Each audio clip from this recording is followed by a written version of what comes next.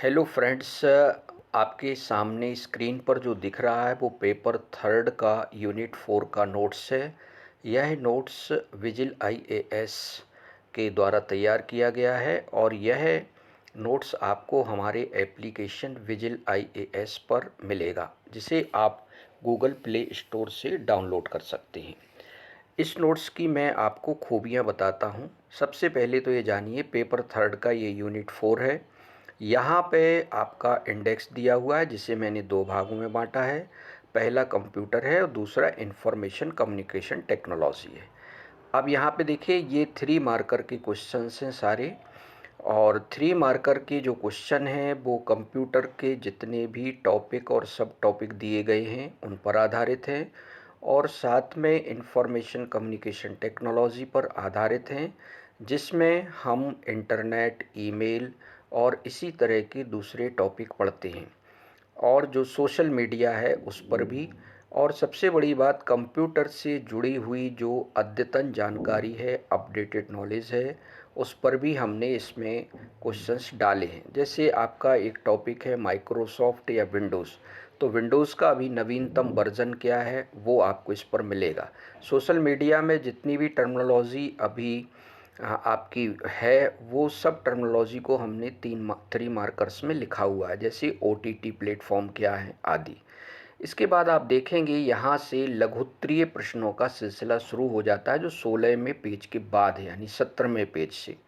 ये आप 50 वर्ड्स देखिए, पॉइंट वाइज मैनर में लिखा हुआ है, और आपको सिर्फ इन्हीं को अच्छे से याद करना है।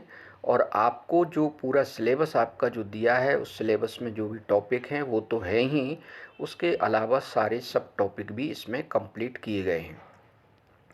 ये 50 वर्ड्स के जो क्वेश्चन हैं, यानी 5 मार्कर हैं, उनके बारे में देखिए प्रश्न उत्तरी शैली में लिखा गया है। जैसे दैनिक जीवन में सोशल मीडिया का क्या महत्व है, सोशल मीडिया के क्या दुष्प्रभाव हैं, कंपाइलर क्या है, वेब पोर्टल और वेबसाइट में क्या अंतर है, कितना व्यवस्थित तरीके से लिखा हुआ है।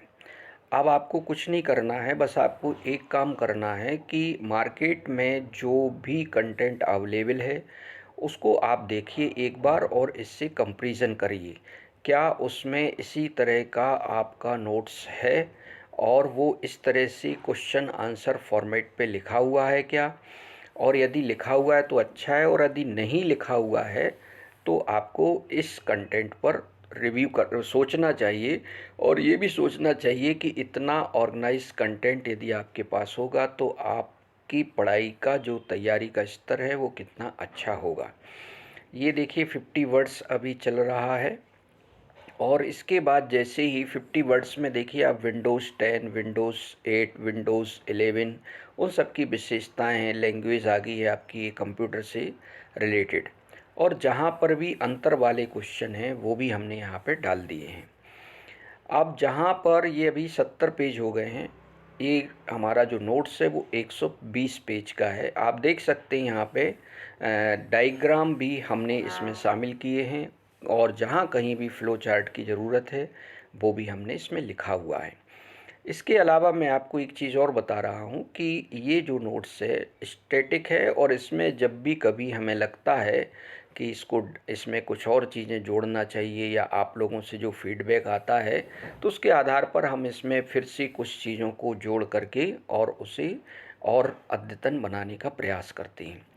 ये देखिए अभी 50 वर्ड्स वाले क्वेश्चंस अभी रनिंग हैं, और आप यहाँ पे देख सकते हैं सोशल मीडिया के जितने भी प्लेटफॉर्म हैं उन सब के बारे में लिखा हुआ है। ई गवर्नेंस का टॉपिक है। ई गवर्नेंस में जितने भी क्वेश्चंस आपके बन सकते हैं, पोर्टल से जितने क्वेश्चन बन सकते हैं, वेब पोर्टल और जो आपका वेबसाइट है उसमें अंतर क्या है, फिर जितने भी सरकार के महत्वपूर्ण वेब पोर्टल हैं जैसे एमपी ऑनलाइन है, उन सबको इसमें लिखा गया है।